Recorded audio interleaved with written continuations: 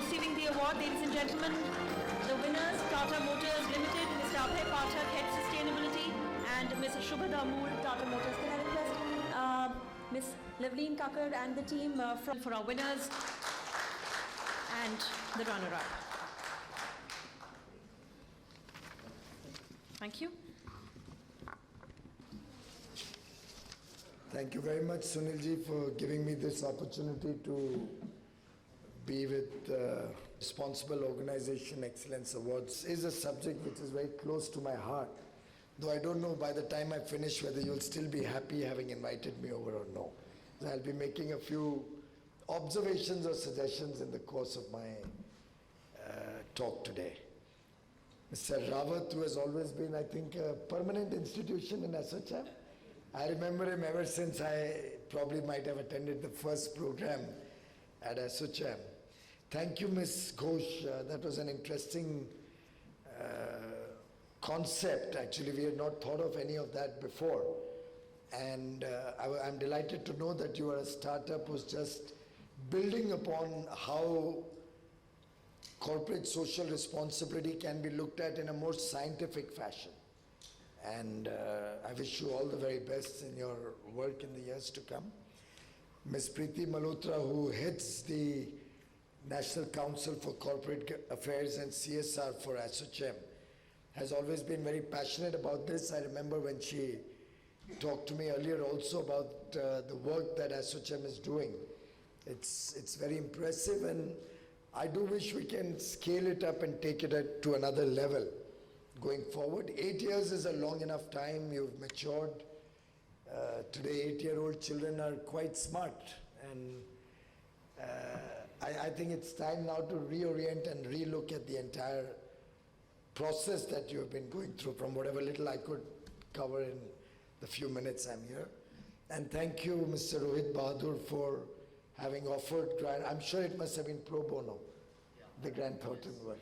Okay. Very difficult to get consultants to work pro bono otherwise. Don't worry, I've been a consultant myself, so it's okay. Ladies and gentlemen, we have also two of the very prominent jury members, Mr. Dhanendra Kumar, whom I had the privilege of meeting when he was chairperson of the Competition Commission of India, and Dr. Bhaskar Chatterjee, DG and CEO of IICA, and other distinguished ladies and gentlemen, award winners, compliments both to Tech Mahindra and Tata Motors, both of whom would, I would say, be obvious choices. I mean, I don't know, why did you have to go through the whole process? You might as well have decided to give the award to them. And that's because we all recognize and appreciate that they are truly well-deserving awardees. I come from Mumbai, where both these companies are largely placed. I don't know, Tech Mahindra, maybe Bangalore or Chennai, Hyderabad. Oh, you're Pune, okay. But well, Anand is in Mumbai, so. And both these companies over the years have established themselves as caring corporate citizens of India. And to my mind, I don't think the jury could have redeemed their work and done a better job than selecting both these companies for the award. Of course, I was a little amazed when I saw in the paper before me that PSU and SME, no one qualified. And I was actually shocked to hear that. But then as I talked to Preeti, I believe that it's possibly because they didn't get enough entries. And that's probably the first intervention I would like to make, that you need to popularize this concept and maybe even talk to corporations and institutions about how this kind of an award can encourage their people to put in that extra foot or go that extra mile in whatever work they're doing in CSR.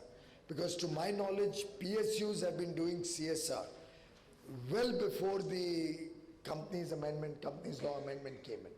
So for PSUs, CSR has not been something that the law mandated 2 years ago. And Dhanendra ji is a very distinguished civil servant himself. and might have probably been on the boards of many PSUs. They've been doing this for years and years altogether. The PSUs under my ministries alone, in the last year and a half, spent 2,200 crores. Just one set of PSUs in power and coal and renewable energy spent 2,200 crores to make over 1,20,000 toilets in rural schools, remote areas, half of them affected by left-wing extremism, some on top of mountains, inaccessible areas. In fact, one of our teams which went to construct the toilet in Bihar was kidnapped for 8 days. We were actually kidnapped in captivity till we were able to reach a message that, look, they'd only come to help construct a toilet over there. 8-10 people, I think, got kidnapped. So there's a lot of good work happening in the PSUs. I think it's unfortunate that either they don't know about it or they don't care about it, both of which are equally bad. So I think ASSOCHAM has the wherewithal and the inroads into government to be able to talk to PSUs, to be able to talk to government ministers, secretaries, and I would suggest take it to the state level also. I'm sure there must be some shining examples of good work done in different states, which also could be encouraged. The fact that SMEs, no one qualified or no one applied or very few applied is even more sadder, because to my mind, for Tata Motors to do some fantastic work, maybe set up a huge cancer hospital, or for even these rich PSUs like Coal India, NTPC to do some work is quite logically understandable. And I have myself run a small scale industry. When I look back, running that small scale industry, if I was able to contribute to society and get recognized for that, would go a really long way to get thousands and millions of smaller level people get engaged with social activities and good causes. And to my mind, I mean, having been part of Lions and being part of Rotary or several such NGOs, I'm very confident and sure that there must be thousands of very, very brilliant examples across the country of people who may make small interventions, but with transformational impact. I mean, if you recall that movie, the Shah Rukh Khan movie, Swadesh, in some sense, it's a small intervention, which was a game changer for a village. And I personally have knowledge of so many such young people who are devoting fair degree of their time and their capital, both human and financial resources, to put in projects or to work for initiatives which deserve a lot of credit. So I would ideally suggest that this has to be expanded. And to my friends from Tata Motors and Tech Mahindra, my compliments. I'm sure such awards encourage you to do even better. But there may be a need at some point of time for all organizations which give awards. And the chambers of commerce, the media houses, all of them are a part of the award-giving system in the country. I hope nobody minds it. I'm just speaking my mind. I'm just trying to throw out some thoughts that came to me sitting here. Maybe a good idea if all the big corporates in this country decide to recuse themselves from awards. Because they are already doing a good job, they already have reached a certain scale and level where this award is great news, it sounds good, you can put it up in your office. But nevertheless, what we need to do is take this to the people who really need encouragement. And an organization like ASSOCHAM should actually then support such initiatives and seed some projects along with such organizations. So let's take a company which has a turnover of maybe 1 crore, 2 crore rupees. And if the owner or the promoter or proprietor of that company does maybe even 1 lakh rupee of CSR, but it does something which is very exciting, innovative, then an organization like ASSOCHAM should get the bigger companies who would have hopefully recused themselves from the awards, to partner with them and see if they can help to scale it up. So try to create some smaller ecosystems which can then really give a message to the nation. That feeling of partnership, that feeling of joint commitment to good projects. And while I was just telling the lady from Tech Mahindra, my own daughter has worked in Anand's Mahindra Foundation in Mumbai while she interned in her summer months. And I'm thinking back and I'm recalling that and I'm wondering, maybe if she had done work in a much, much smaller organization, she would have benefited much more. Because in a large organization, I'm sure she must have been lost in the cobweb. But probably a smaller intervention in Dharavi's streets, maybe teaching the children who don't get quality education as we see in the Acer studies. Some such thing may have been far more redeeming, far more rewarding, far more satisfying.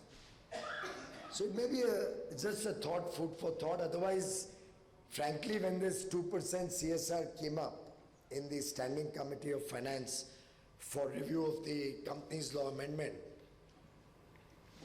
I had opposed it. Yeah, I had opposed it in the Standing Committee. I didn't give a dissent note. And I'll share with you why I had opposed it. I genuinely believe, particularly more so for India, that corporate social responsibility is not something that you force down somebody's throat. Because the moment there is something which is made mandatory, then it becomes ritualistic and could often also become just a way to create a facade or fill in a document or a form, but may not necessarily do the kind of benefit to society that one should really be wanting to do. India has been a country where serving or giving back to society comes naturally to all Indians. And probably right from our Vedic times, India has been talking about the giving back. हम तो छोटे थे, तो if you recall, कौन सी picture का, I'm not that much of a movie buff, though I enjoy seeing movies. पर एक गाना था ना, तुम एक पैसा दे दो, तुम्हें 10 लाख मिलेगा, गरीबों की सुनो, right? So the younger guys won't remember it, but I'm sure Dhanendra ji and all of us have heard that all our childhood and younger days. Now, for us in India, it's something which comes naturally. I remember when I was young asking my parents कि ये मंदिर में जाके हम पैसा क्यों चढ़ाते हैं, एक प्रकार से. And I remember my mother explaining to me, or was it my grandmother, that it's not, we all know that it's only a murti, it's not as if the God is over there. But it's possibly a way at some point of time when those priests and all used to be the teachers. हम रामायण वगैरह में भी सुनते हैं, the teachers were the priests in a way, or the ascetics and all. It's a way to give them a dakshina or give them something for their sustenance. And hopefully they are serving society in a different form. So, I mean, it could be a church, you do an offering at a church, you do an offering at a madrasa or a mosque, at a temple, anywhere. In some sense, that place also plays an important role in building up the society, maybe through value systems, maybe just giving a place where somebody goes for peace of mind or tranquility. So in some sense, historically also, India has always been a country which very deeply and passionately believed in giving back to society, in whichever form it may be. In fact, the Rig Veda talks about social responsibility, where it says the king is expected to serve the poorest of the poor, or the poor who are in his charge within his kingdom. And the welfare of his subjects, the welfare of the king's domain, the people living in his domain, are his primary responsibility. And ultimately in that welfare, there'll obviously be also an element of maybe giving back without something in return. So it's something that for India and Indians it comes naturally, and I opposed it because I said even if we want to do it, it should be suggestive, and we should encourage more and more people to go down that path rather than force it down, and then the peer pressure will set in. For example, just to take an aside into my Uday scheme, the Ujjwal Discom Assurance Yojana, which is a scheme for the power sector reform that I brought in. Now, typically, this should always be done, this should be done in the past by force. It should be mandatory, and you tell states you better sign up. And you get the benefits of this only if you sign up by force. I made it optional, there's nothing mandatory. And almost every state is signing up. If your intention is pure, if your heart is pure, your objective is clear, and what you're doing can demonstrably be good for the rest of the people or for the other stakeholders, it's not necessary to make anything mandatory. And my own sense is keeping it voluntary would have probably encouraged people to think more. The Tatas and Birlas and Mahindras are known to be philanthropists who were never constrained by budgets of 2% or 1% or 5%. A good project they were always willing to support, irrespective of the amount that is required. I personally feel 2% has become a budget, and a budget is a restraint. A budget is not something which means that you are going to spend that. So I remember in one such interaction when I was just sworn in as a minister first few weeks, I was asked a question from the audience, what is your budget for research and development? I said, I have no budget for research and development. And there was shock, there was silence on the hall. They thought that what an idiot this guy is, he's saying he has no money for research and development. And I said, I have no budget because it's an unlimited amount I'm willing to spend for R&D. How can you budget a thing like R&D? One can have a plan that I want to go at least up to 2% or at least do so much work towards research. But research and development for India should be something where we are ready to go the whole hog. Because ultimately India cannot always follow the rest of the world. There has to be a time and day. These young boys here, and I see many more at the back of the room, I'm sure they want to see an India which leads the world, does not follow what others are doing in the world. Somebody the other day told me that in terms of patents, India has possibly not come out with a unique patent for years and years. I was told one unique patent in many decades, something like that. I may be wrong. This is what somebody told me. But irrespective, we all know that we haven't done original research of any great measure. There's hardly any innovation that this country has focused its efforts and energies on. Similarly, on CSR, there are two ways of going about it. One is feeling very satisfied we did a project and maybe did some good for a set of people and got some reasonable outcomes out of that. Another way is to think big, to scale it up. Think of partnerships. Maybe PSUs could partner with good organizations and foundations. Maybe they could partner with government projects. So if the government has a Beti Bachao, Beti Padhao program, it's very similar to what Nanikali does, right?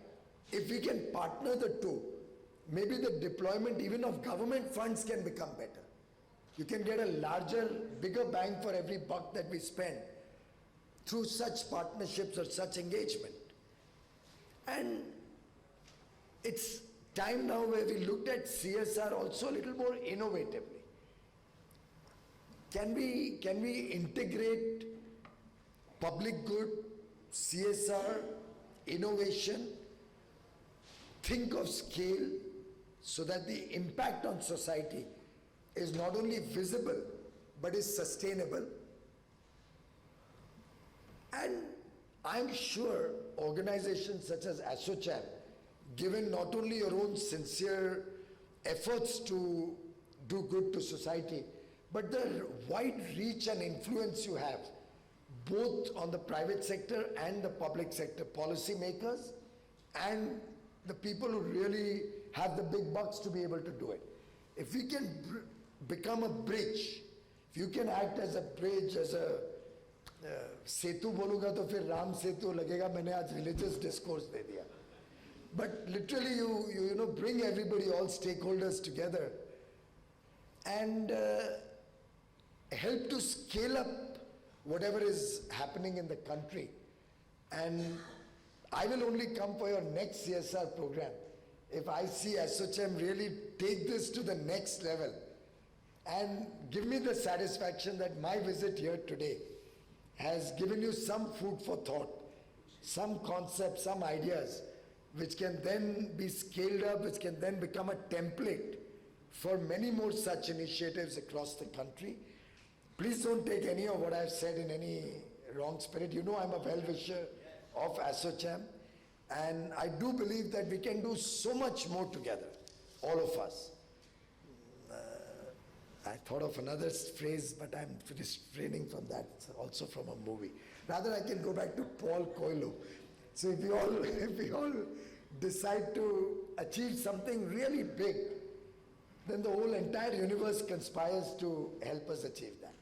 So let's look at CSR also with that objective. And end of the day, at least we in government are committed, not Garibi Hatao, but Garibi Mitao. Let's get rid of that once and for all. India cannot afford to have even one person who doesn't have a decent quality of life. We have to have a person who has a decent shelter on his head, good quality education and healthcare in his vicinity, power 24/7, how can I forget that? It's my responsibility. A good toilet in his home, maybe some leisure and entertainment for his children. And what is ultimately, we want a happy society. It's not only about material wealth, it's about happiness. And if all of us, the gathering today may be small, but I think revolutionary ideas are made in small gatherings.